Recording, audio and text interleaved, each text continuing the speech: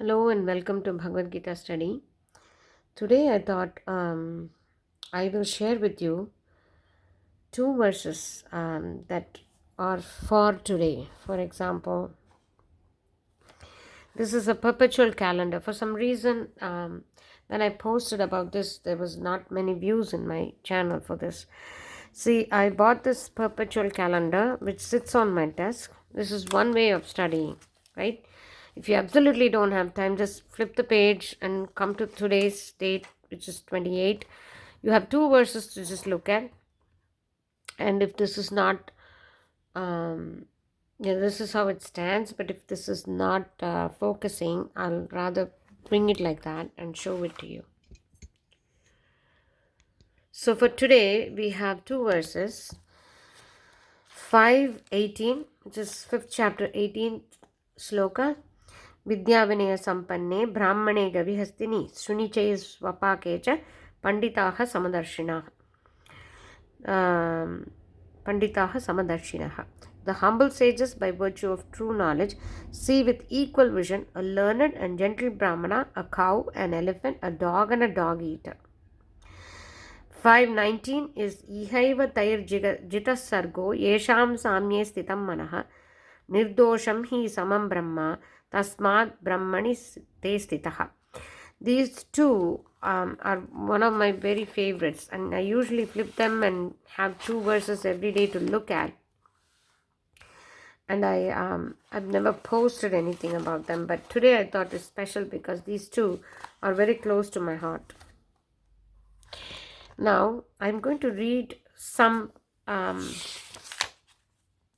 pages or some parts of a purport from Swami Ranganathananda's commentary for these two verses. So let's first do Vidya Vinaya Sampanne Brahmane Gavihastini. If you remember what we talked about last time, it was about the greater gain. And I had stated that there is no greater gain than, the Lord says, I didn't state, but the Lord said that I'm going to give you a knowledge gaining which you don't have to do anything else. In that context, we talk about somebody that has already gotten that knowledge. The Panditas or knowers of the self look with an equal eye a Brahmana endowed with learning and humility, a cow, an elephant, a dog, and a eater of dogs. Now, this is very important because this is what frees us from all miseries. So, who is a person who's called a Pandita or somebody who's learned or somebody who's stabilized in wisdom? The person who's able to see everybody the same. There is no low or high in her or his eye. Everybody is the same Atman. This is the ultimate goal. This is the ultimate relief from all problems. So, if we were to look at a person or a situation or anything outside of us that is unfavorable or not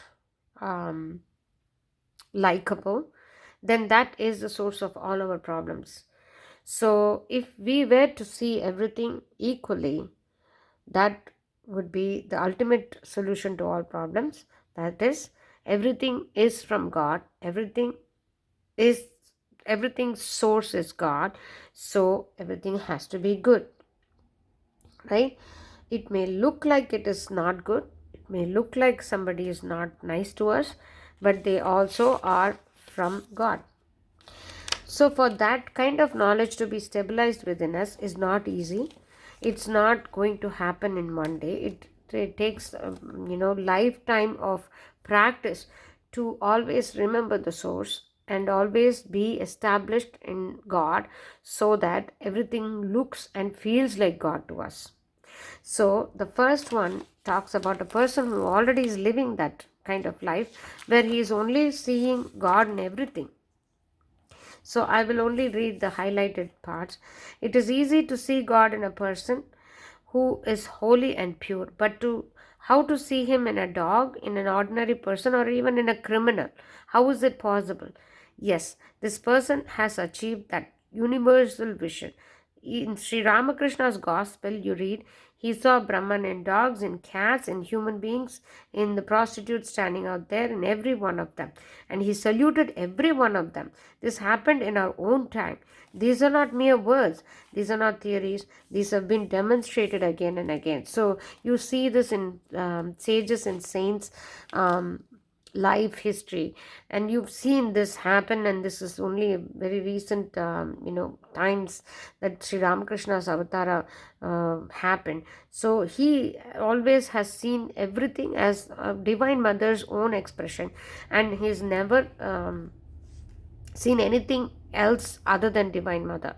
He sees God in everything. So that is happening, and that is not a mere theory. This is possible to develop, is what this comes to say.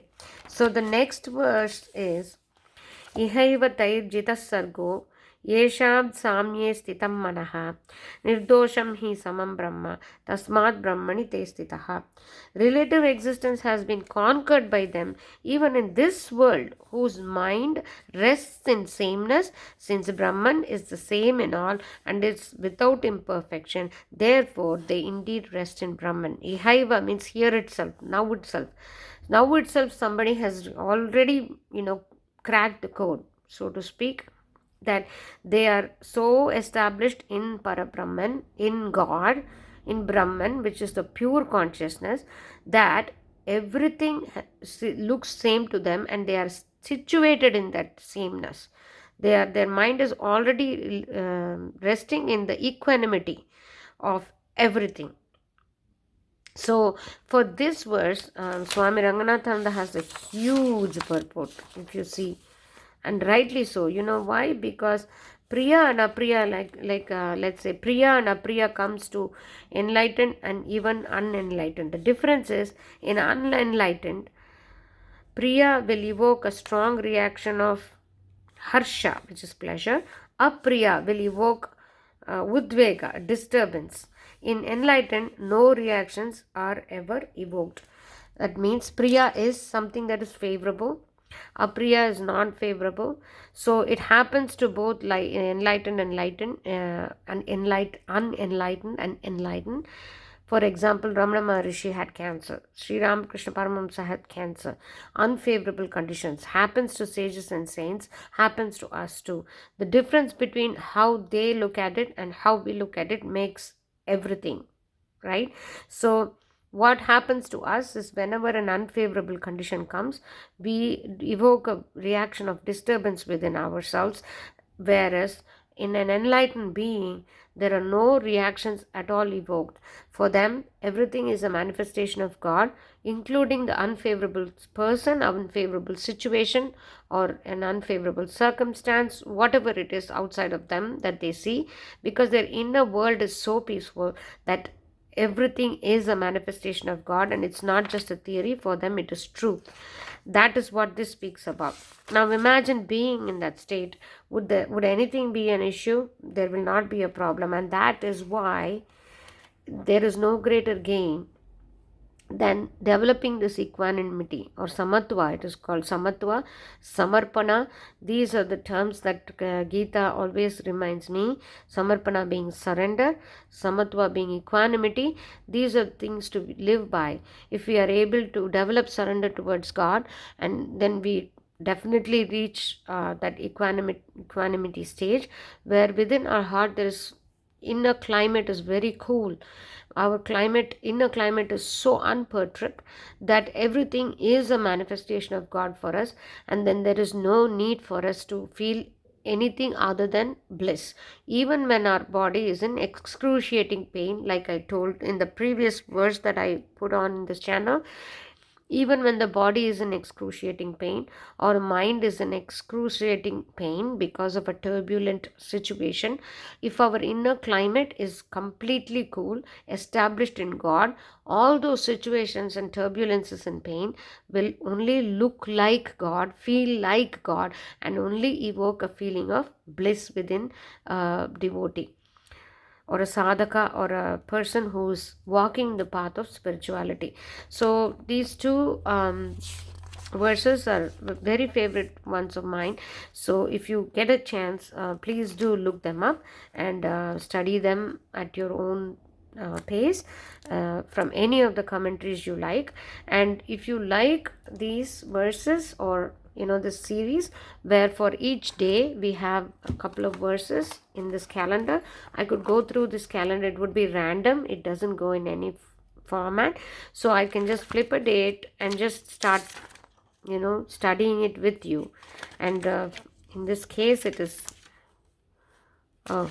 in order, but in many cases I've seen that things are random. Nevertheless, we will be able to at least look at the verse, look at the meaning, and just stay with it. That's the shortest way to study Gita and gain maximum benefit out of this beautiful philosophical text spoken directly from the Lord. Hope you get to pick this up. Today's verses were chapter 5:18 and chapter 5:19 verses. Bye bye.